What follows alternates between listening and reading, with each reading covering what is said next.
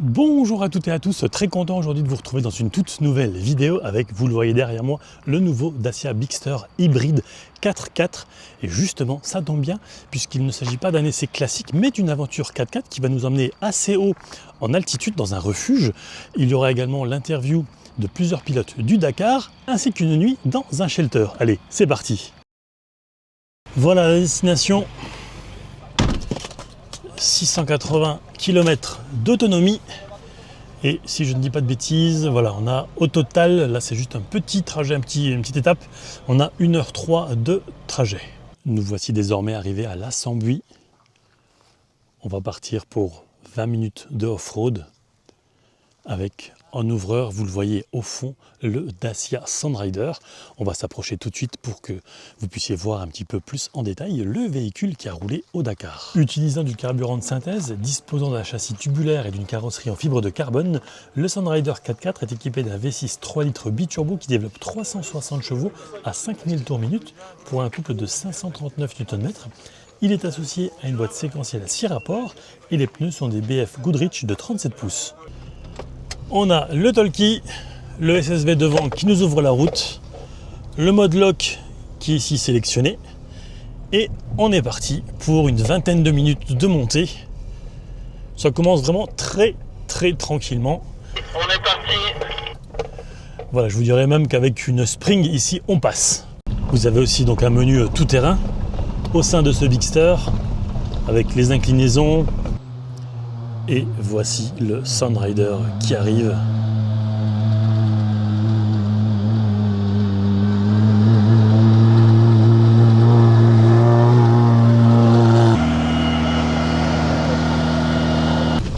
Bon, apparemment, grosse montée. Il faut être linéaire ici. Ah oui, effectivement. Oui. Surtout que le sol est meuble. Très bien, continuez comme ça. Vous pouvez même passer en extérieur, il n'y a aucun problème. Gardez une accélération constante et linéaire comme ça, c'est super. Vous montez et au-dessus, Marco vous arrêtera. Bon, bah, très facile, hein. Malgré un sol vraiment meuble. Deuxième booster, vous pouvez y aller. Très bien. Ça crapahute partout et avec une aisance vraiment déconcertante.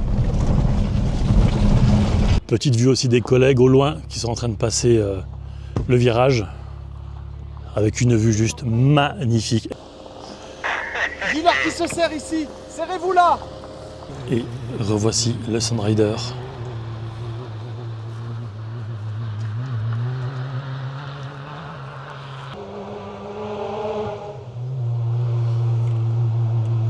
C'est ça qui nous faut. Et voici les collègues qui arrivent. C'est une procession de Bigster.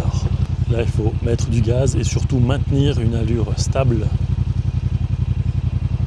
On voit que Léo ici travaille avec le mode lock. Peut-être pas assez de gaz. Voilà, les Bigster arrivent tout doucement dans un cadre absolument sublime. Regardez un petit peu, en contrebas de nouveau un Bigster. Et puis les shelters, donc nos logements pour la nuit, que je vais vous faire découvrir dans quelques instants. Alors je ne sais pas si on le verra d'ici, peut-être. Mais oui, on le voit là-bas, le lac d'Annecy. Oh, c'est magnifique, on a une chance inouïe vraiment avec la météo. Oh. La vidéo n'est pas terminée, mais encore une fois, merci beaucoup à Dacia France pour l'invitation à vivre ce genre d'expérience, c'est vraiment dingue.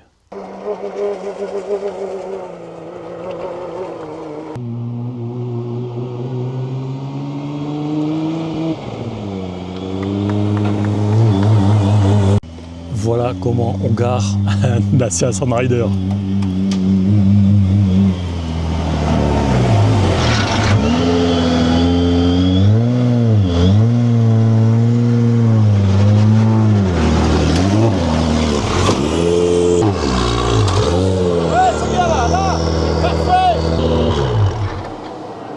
voici désormais avec le Sandrider équipé d'une tente de toit avec Édouard. Bonjour. Bonjour, Tu es né à Nancy. c'est juste.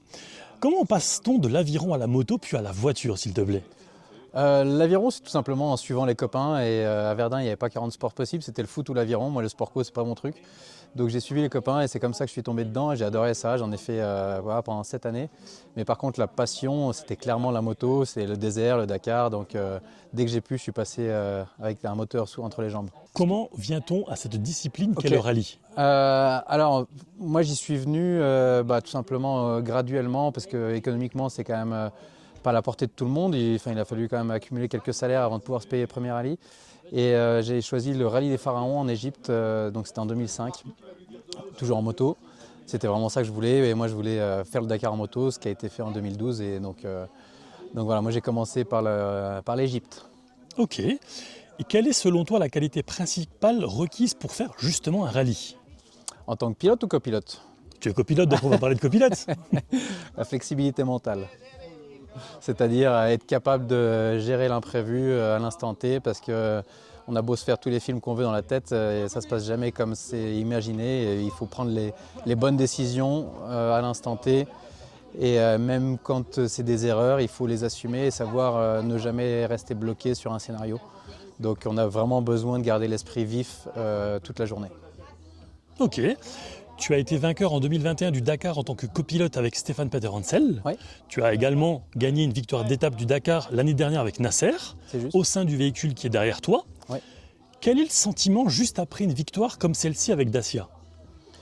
Alors, c'est un petit peu mitigé dans le sens où les victoires d'étape, évidemment, ça fait extrêmement plaisir et on se bat tous les jours pour ça, pour être le plus rapide sur la piste. Après, c'est toujours éphémère parce que c'est pas ça qu'on cherche. On cherche la victoire du rallye et pas simplement de la journée. Et en plus, le fait de gagner une journée, même si c'est nécessaire quand on cherche le classement général, on est pénalisé le lendemain puisqu'on est l'ouvreur sur la piste le lendemain. Donc c'est pour ça que c'est toujours un sentiment mitigé. Il faut y aller, il faut aller chercher des victoires, mais on sait que le job du lendemain va être potentiellement plus compliqué. Ok. Quel est selon toi le plus gros point positif du Sandrider? Son agilité, sa compacité. Donc c'est vrai que ça fait un comportement sur la piste qui est extrêmement sain. Honnêtement, c'est pas parce qu'on est à côté de la voiture, mais on ne s'est jamais fait de frayeur avec cette voiture-là. Et honnêtement, pour moi, c'est la première fois. Dans toutes les autres voitures dans lesquelles j'ai pu aller, il y a toujours des moments où on s'est dit merde, là ça va pas aller. Avec celle-là, c'est vrai jusqu'à présent, la situation a toujours été maîtrisée. Et ils ont vraiment fait une très bonne voiture dès le départ. Et si on devait améliorer quelque chose aujourd'hui sur le Sandrider, ce serait?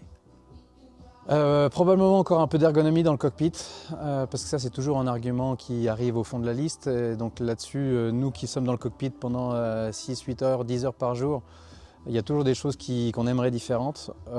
Après par contre, techniquement, franchement, là on est au bout du développement. Et il n'y a rien qui me vient en tête. Il y a des spécificités qui vont avec les courses, c'est-à-dire qu'en Argentine, on a besoin d'amortisseurs un petit peu différents que le Portugal. Au Portugal, c'est des freins. Donc il y a des spécificités de chaque course, mais la voiture telle qu'elle est aujourd'hui, elle est vraiment très aboutie. Ok. Quel a été ton meilleur souvenir, toute compétition confondue? Clairement, la victoire avec Stéphane, là c'était un hold-up parce qu'on était ensemble depuis seulement 6 mois. Et c'était notre premier Dakar ensemble, et donc le fait de maîtriser l'histoire de bout en bout, de le gagner, et puis clairement Stéphane, moi c'était mon idole, j'avais ses posters dans la chambre, donc déjà faire le Dakar avec lui c'était un rêve, le gagner, j'ai toujours pas de mots aujourd'hui quoi. C'était juste magnifique. Je comprends parfaitement. Qu'est-ce que tu dirais aujourd'hui aux jeunes générations qui regardent les courses automobiles en général? De rester passionné, on a besoin de tous ces passionnés, de gens qui s'investissent dans ce sport-là, c'est fabuleux. Après, technologiquement, il y a des grosses évolutions en cours, donc c'est vrai qu'il y a des questionnements de la part des fans, entre le thermique, l'électrique, l'hybride, l'hydrogène qui arrive aussi. Mais c'est un monde qui est tellement vaste, le sport motorisé en général, qu'il y en a vraiment pour tous les goûts, donc go quoi, faut juste y aller. Qu'est-ce qu'on peut te souhaiter pour le futur? Écoute, de gagner le Dakar avec Seb, donc après ça ne sera pas avec le Sandrider puisque le programme s'arrête en fin d'année, mais c'est clair qu'on se prépare pour ça, on vit pour ça, donc l'objectif c'est clairement d'aller chercher la victoire avec Seb. Parfait, ben écoute, je te le souhaite. C'est gentil, merci. Merci beaucoup pour toutes ces explications et bonne continuation à toi. Merci à toi. Nous voici désormais avec le second copilote de la team, Fabien, bonjour. Bonjour. Tu es né à Liège, Eh ouais, il y a un petit bout de temps maintenant. 50 ans à peu près, C'est ça, plus ou moins. ancien pilote de ligne. Ouais, l'avion cargo, ouais, c'est du cargo. Ok, mais si je ne dis pas de bêtises, le rallye est inscrit dans tes gènes, mais aussi et surtout dans ceux de tes parents finalement au départ. C'est ça. Mes parents qui m'ont eu jeune faisaient déjà du rallye quand je suis né, donc je suis un peu né là-dedans. Et puis papa a fait des Dakar comme navigateur essentiellement aussi, donc comme on dit, la pomme n'est pas tombée très loin de l'arbre. Et justement, est-ce que ça a toujours été une évidence ou à l'inverse, est-ce que tes parents t'ont poussé vers cette discipline? Alors il n'y avait jamais personne qui m'a poussé. J'ai de la chance, mes parents m'ont plutôt aidé à faire ce que j'avais envie de faire, m'encourager dans mes choix, mais pas me pousser. Donc voilà, c'était plutôt naturel. J'aime bien les grands espaces, j'aime bien l'aventure, j'aime bien la découverte. Je voyais mon papa qui faisait ça, je faisais déjà de l'avion, fallait que je voie les déserts, j'aimais bien le ciel, il fallait que je voie les déserts. Et donc j'ai goûté et puis le virus m'a pris. Je comprends, et puis quand tu dis que tu aimes les grands espaces, Bah, ça ici. tombe plutôt bien. Ici je suis pas mal. Quelle est selon toi la qualité principale requise pour participer à un rallye? Oh, alors au type de rallye qu'on fait, il faut surtout avoir envie, c'est comme dans tout, il faut avoir envie. Ok. Quelle est la part de préparation mentale avant une compète? Alors, je ne sais pas pour les autres, mais pour moi, c'est un travail de toute l'année. Donc, je travaille avec un coach mental, je fais un peu de méditation. Et c'est sûr que plus on se connaît, plus on connaît son psychisme ou comment ça fonctionne entre les deux oreilles, et plus c'est facile de le dompter dans les moments de haute tension comme peuvent être nos courses parfois. Et justement, qu'est-ce qui est le plus important dans ton métier au quotidien? Bah, pas me perdre, hein. Ok. Après l'Africa Eco Race et le rallye d'Andalousie, on va parler du Dakar. Tu as été 2 fois deuxième et 1 fois troisième avec Sébastien Loeb entre 2022 et 2024. Et premier cette année avec Nasser. Félicitations. Merci. Quel est le sentiment que tu ressens juste après une victoire comme celle-ci avec Dacia? Ça tombe bien, moi c'était ma première et j'avais vraiment envie de la gagner avec Dacia. C'est une marque avec laquelle j'ai assez facile de bosser parce que les valeurs véhiculées sont un peu naturellement les miennes. Et donc voilà, donc une première victoire et qui plus est avec une marque avec laquelle je me sens bien aligné, avec seulement après 2 ans, mais quand même déjà après 2 ans de travailler avec l'équipe. Ça permet de créer des liens et donc de mieux partager ça que si on avait gagné tout de suite la première année. Donc oui, c'est un sentiment forcément de satisfaction et d'aboutissement, aussi bien pour moi, pour la marque que pour toute l'équipe. Ok. Quel est selon toi le plus gros point positif du véhicule qui est derrière moi? Sa robustesse. Ouais, sa robustesse. Ok. Même si le programme arrive à son terme, selon toi, qu'est-ce qui pourrait être encore amélioré au sein du véhicule? Je pense qu'on peut encore travailler en suspension, mais dans le véhicule lui-même, je pense qu'il est bien abouti. Il est au point, le centrage des masses est bon, la visibilité est bonne. Finalement, on est quand même bien assis dedans, même si c'était pas ce qui était mis en avant au premier. Maintenant le tout est fiable, les refroidissements, tout est bien, les systèmes pour changer les roues, les crevaisons, c'est bien fait. Il n'y a plus que, allez, c'est ce qu'on appelle du fine-tune, c'est les détails du détail, mais c'est super important forcément en sport automobile, oui, à peaufiner les suspensions. Ok. Quel a été ton meilleur souvenir, toute compétition confondue? Une victoire Dakar, c'est comme ça, pas. C'est celle que tu retiens? Si je devais me rappeler de 2 participations au Dakar, je dirais la dernière et la toute première. Pour quelle raison? Parce que la première, j'étais dans un camion et j'étais le dernier véhicule sur le Dakar. Avec le dernier Dakar, j'étais le premier. La boucle est bouclée La finalement. boucle est bouclée, je prendrais chez moi. Ok. Qu'est-ce que tu dirais aujourd'hui aux jeunes générations qui regardent les courses de sport mécanique et disons d'automobile? Je leur dirais un peu comme les jeunes qui sont attirés par quoi que ce soit et qui ont vraiment ça dans leur trip. Si tu as envie de faire ça ou si tu as vraiment envie d'un truc, vas-y, fonce. Qu'est-ce qu'on peut te souhaiter pour le futur? Je sais pas ce que j'ai envie de me souhaiter moi-même, donc être heureux le plus longtemps possible, et là je le suis, donc autant que ça dure. Très bien. Eh bien écoute, merci beaucoup Fabien pour ces explications et ton temps. Excellente continuation et au plaisir. Plaisir, merci. Et voici donc mon logement pour la nuit. Moi j'adore. Le chauffage.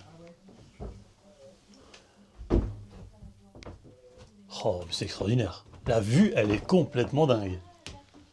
Ah, la vue, elle est folle. La vue, elle est folle. Toilettes sèches. Vraiment dans leur jus. On lui propose ça après si ça. Théo de ma boule. Voilà, vous allez bien ou pas là? Oh là là. Devant aller quand même? Hein? Aujourd'hui c'est partiellement ensoleillé. Non mais ça c'est sur la fin de journée, on n'a pas eu ça toute la journée. Bonjour. Oh là là, la vue le matin au réveil, c'est juste sublime. Contrairement à ma voix. Si le Bigster vous intéresse, sachez qu'il est à laisser sur ma chaîne. Quelques chiffres rapides. Il est disponible en 4 finitions, en 4 motorisations, aussi bien en boîte méca qu'en boîte automatique. Et enfin, il démarre à partir de 24 990 €. En l'occurrence, vous l'aurez compris, l'expérience fut incroyable. Que ce soit la grimpe jusqu'au chalet là-haut à plus de 1800 mètres d'altitude avec le Bigster hybride 4x4. La nuit en shelter, et puis évidemment on a pu échanger longuement avec les 2 copilotes de Nasser et Sébastien Loeb au sein de la team Dacia qui roule avec le Sunrider. C'était vraiment génial, et en plus, à l'exception de la conclusion que vous êtes en train de regarder, tout le tournage a eu lieu sous un magnifique soleil, donc on a eu vraiment beaucoup de chance. Et je tiens également à remercier chaleureusement toute la team Dacia France pour son invitation. C'était encore une fois une expérience qui change de l'ordinaire, et ça, on adore. Donc merci beaucoup à eux. Si ce genre de choses vous plaisent, eh bien, je vous invite à vous abonner, à liker et à partager. Je vous rappelle que l'essai du Bigster est disponible sur ma chaîne. Et quant à moi, je vous dis à très vite pour de prochaines aventures auto et moto. Ciao!